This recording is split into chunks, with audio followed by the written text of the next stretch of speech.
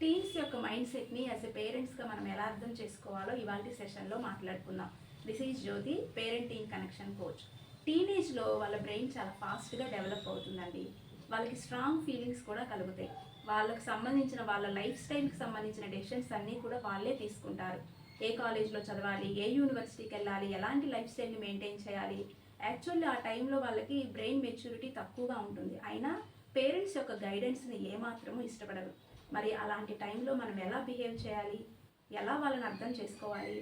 ఎలా అంటే, మొదటిగా వాళ్ళు తీసుకున్న డెసిషన్స్కి ఇలా జరగడానికి రీజన్ నువ్వే అని వాళ్ళని పాయింట్అవుట్ చేయకుండా వాళ్ళని ప్రేమతో అర్థం చేసుకోవడానికి ప్రయత్నం చేయండి.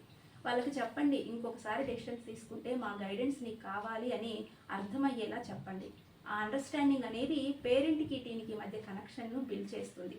వాళ్ళు అప్పుడు ఏమనుకుంటారంటే, మా పేరెంట్స్ నన్ను అర్థం చేసుకున్నారు, నేనంటే వాళ్ళకి ఎంతో ఇష్టము అనే పాజిటివ్ ఫీలింగ్ కూడా వాళ్ళకి కలుగుతుంది. ఏమంటారు?